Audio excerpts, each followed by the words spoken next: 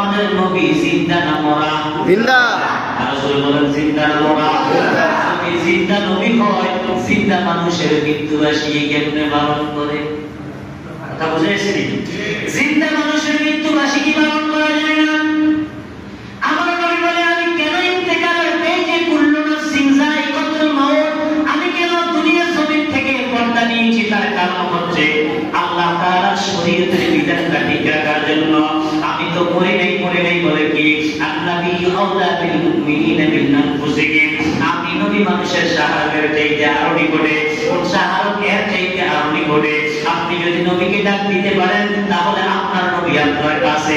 কারণ আমরা সুন্নিরা বিশ্বাস করি আমাদের নবী মরা না, এজন্য আমরা মৃত্যুবার্ষিকী পালন করি না। কারণ আমরা জানি আমাদের নবী এখনো জীবিত।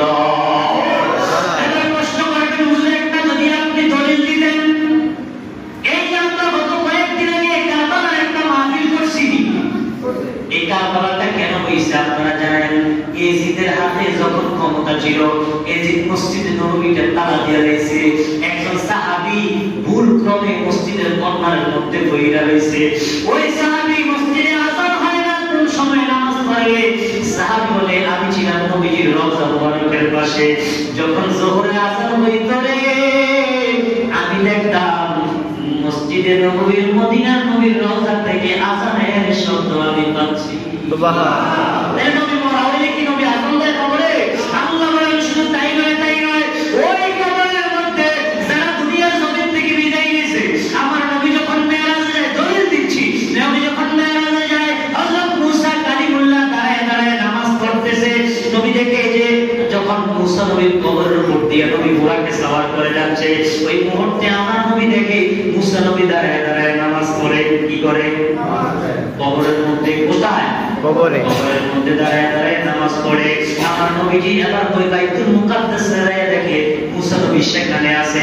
আবার আপনি যদি প্রশ্ন করেন হুজুর, আমি আপনাদেরকে প্রশ্ন করব, আপনারা এই প্রশ্নটা তাদেরকে বলবেন নবী যখন এখন মেরাজে গেলেন না, মেরাজে যাওয়ার পরে গিয়ে নামাজ আনছে, তাইলে মুসা নবী কিসের নামাজ পড়ছে?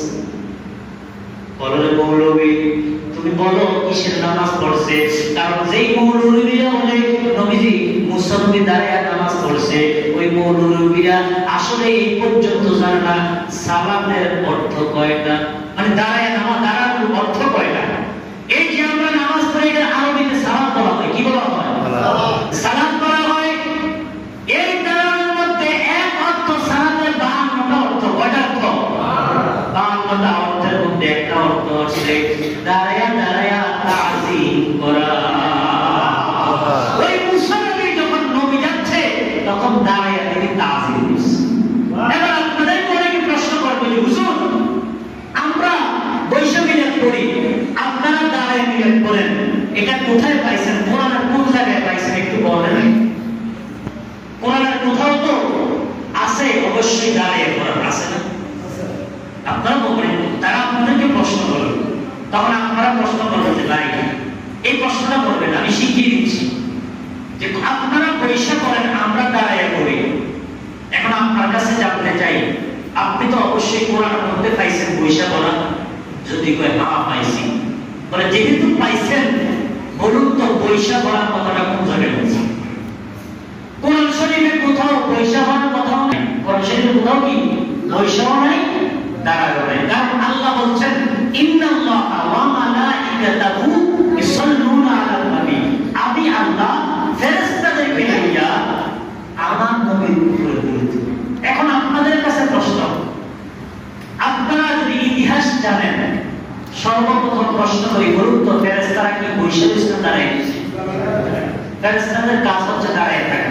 তোরা দাঁড়ায় থাকা, তার মানে ফেরেশতারা কি দাঁড়ায় বসে না বসে বসে? দাঁড়ায় বসে। আল্লাহকে যে আমরা বলি আল্লাহ আরশ আজিমে আল্লাহর কুরসিতে বসে রয়েছে, আল্লাহ সেখানে আছে? নেই। কোথায়? কুলুবিল মুমিনিনা আরশুল্লাহ। আল্লাহ জায়গা হচ্ছে মুমিনের কলবের ভিতরে। এখন আপনি আমি বলবেন যে হুজুর তাহলে আপনারা দাঁড়ায় বলেন কেন? কারণ আল্লাহর ফেরেশতারা দাঁড়ায় বলেন মানব।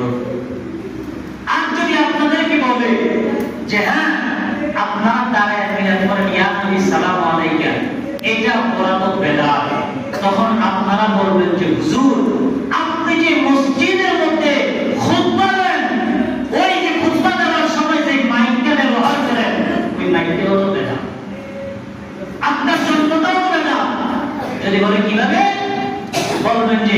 আপনারা আমরা সন্তান যখন হয় দুনিয়াতে সিজার সিজার দেখা যায় না, সিজার দেখা মোবাইল কি বেদাত মোবাইল কি শুরু ছিল? আপনাদের কি বিভ্রান্ত করবে যে নবীর যুগে তো সাহাবীরা ঈদ পালন করে নাই, তাকে ঈদ পালন করেন নাই, ইমামরা ঈদ পালন করে নাই। আপনারা বলবেন যে যদি ইমামরা ঈদ পালন না করত, সাহাবীরা ঈদ পালন না করত, তাহলে নবী যেদিন দুনিয়াতে আগমন করলেন ওই দিনে আল্লাহ তাআলা রাসূল দুনিয়াতে আগমন করার কারণে অনেকগুলো গোলামকে আল্লাহ তাআলা অনেক বান্দারা আযাব করে দিয়েছে। যে গাছের মধ্যে কোনো ফুল ছিল না, যে ফুল হওয়ার কোনো সম্ভাবনা নাই, বাঞ্জা মহিলা আছে না, বাঞ্জা মহিলা, যে মহিলাদের বাচ্চা পৃথিবীতে হবে না কোনোদিন, আল্লাহ রাসূলের আগমনের কারণে আল্লাহ তাআলা এই মহিলাদের গর্ভে বাচ্চা দিয়েছে। আর জোরে বলেন সুবহানাল্লাহ। আমাদের কথা একটাই যে আপনাদের কি বলবে যে আপনারা দাঁড়ায় বলেন কেন? এবার আসুন বলি, আল্লাযীনা ইয়াযকুরুনাল্লাহা কিয়ামান ওয়া কুউদান ওয়া আলা জুনুবিহিম। আল্লাহ তাআলা বলছেন আমি আল্লাহকে যদি তোমরা ডাকতে চাও, তোমরা দাঁড়ায়ও ডাকতে পারবা, বসেও ডাকতে পারবা, শুয়েও ডাকতে পারবা, গড়গড়ায়ও ডাকতে পারবা, সমুদ্রেতে সাঁতার কাটতেও ডাকতে পারবা, যে কোনো হালাতে আল্লাহকে ডাকা যাবে। কথা ক্লিয়ার? এবার এই আয়াতের প্রসঙ্গে আসেন, এখানে আলেম আছে আমার। আল্লাহ তাআলা আবার বলতেছে ইন কুনতুম তুহিব্বুনা